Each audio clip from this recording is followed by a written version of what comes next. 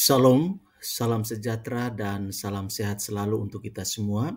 Berjumpa lagi dengan saya dalam kesempatan yang berbahagia hari ini.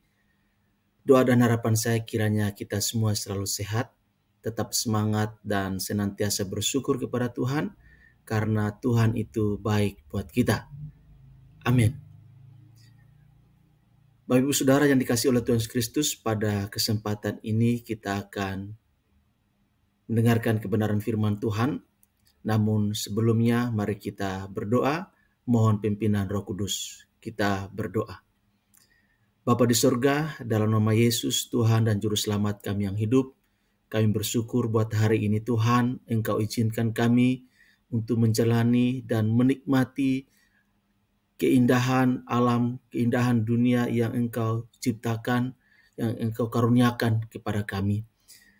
Marilah Tuhan Engkau menolong kami supaya dalam menjalani hari-hari ini kami jalani bersama dengan Tuhan. Biarlah kasih setiamu, kemurahanmu, anugerahmu, kebaikanmu Tuhan menjadi bagian yang kami alami dari waktu ke waktu. Dan ajar kami untuk selalu bersyukur untuk segala hal yang kami hadapi, yang kami alami, yang kami rasakan dalam kehidupan kami Tuhan. Karena kami tahu Engkau Allah kami yang sangat baik buat kami dan tidak pernah meninggalkan kami. Terima kasih Tuhan, kami akan mendengarkan firman-Mu. Tolong kami supaya kami bisa mengerti apa yang menjadi pesan Tuhan buat kami, untuk kami kerjakan, untuk kami aplikasikan dalam kehidupan kami, selagi Tuhan izinkan kami ada di muka bumi ini. Terima kasih Tuhan, terpuji nama-Mu. Dalam nama Tuhan Yesus kami berdoa. Amin.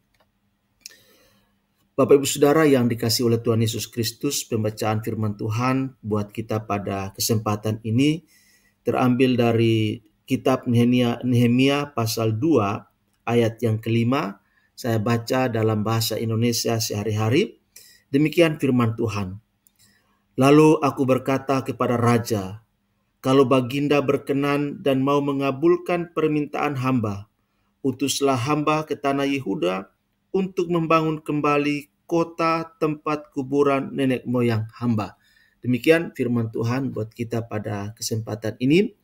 Topik renungan kita ialah tentang mari peduli kepada bangsa kita. Mari peduli kepada bangsa kita. Saudara yang diberkati oleh Tuhan, pada kesempatan ini kita bersyukur bahwa kita ditempatkan oleh Allah ada di bangsa Indonesia. Kita bersyukur proses pemilihan umum, proses demokrasi sudah berlangsung, sudah berjalan dengan baik. Dan kita bersyukur tanggal 20 yang lalu Komisi Pemilihan Umum telah mengumumkan hasil rekapitulasi di mana Presiden dan Wakil Presiden terpilih yaitu Bapak Prabowo Subianto dan Gibran Raka Buming Raka. Kita bersyukur untuk pemimpin yang baru yang Tuhan anugerahkan bagi bangsa kita untuk memimpin negeri ini 5 tahun ke depan, yaitu 2024 sampai 2029. Sebagai bagian dari bangsa Indonesia, kita sebagai gereja Tuhan, sebagai umat Allah, punya harapan kepada bangsa dan negara ini untuk berkembang ke arah yang lebih baik, ke arah yang lebih maju, ke arah yang lebih sejahtera. Keadaan sekarang ini memang belum ideal. Ada banyak sekali situasi kondisi yang perlu pembenahan, perlu perbaikan, perlu perubahan yang kita harapkan bisa dilakukan oleh pemerintah kita. Tetapi meskipun terasa berat dalam berbagai aspek kehidupan, terutama aspek ekonomi, kita berharap keadaan ini hanya sementara dan pada waktunya keadaan akan membaik dan akan lebih baik.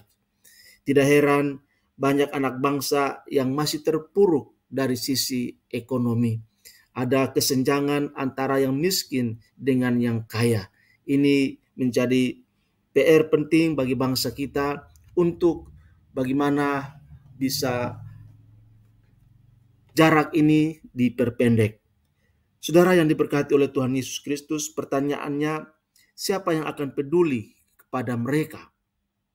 Apakah hanya pemerintah? atau bangsa asing dengan bantuan ekonominya. Yang terutama harus peduli tidak lain adalah sesama anak bangsa, yaitu kita sebagai gereja Tuhan, sebagai bagian dari bangsa ini. Saudara yang dikasihi oleh Tuhan Yesus Kristus, tembok kota Yerusalem telah runtuh setelah kota itu hancur akibat serangan bangsa asing. Banyak warga dibuang ke negeri asing.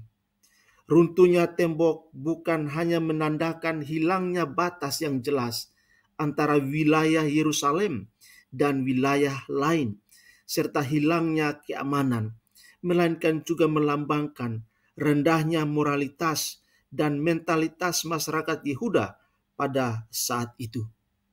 Nehemia meskipun ada di negeri yang jauh dan memiliki jabatan strategis di kerajaan Artasasta, tetapi peduli akan keadaan kota asalnya. Saudara yang dikasihi oleh Tuhan Yesus Kristus, kepedulian ini mendorongnya meminta izin kepada raja untuk mengutusnya ke Yehuda dan membangun kembali tembok kota Yerusalem. Pembangunan yang bukan hanya merestorasi bangunan secara fisik, melainkan juga mengembalikan moralitas dan mentalitas bangsa Israel. Saudara yang dikasihi oleh Tuhan Yesus Kristus, bangsa kita butuh perhatian dan kepedulian kita semua. Jangan berpangku tangan, jangan tinggal diam, jangan hanya bisa mengkritik, jangan berpikir itu bukan urusan saya.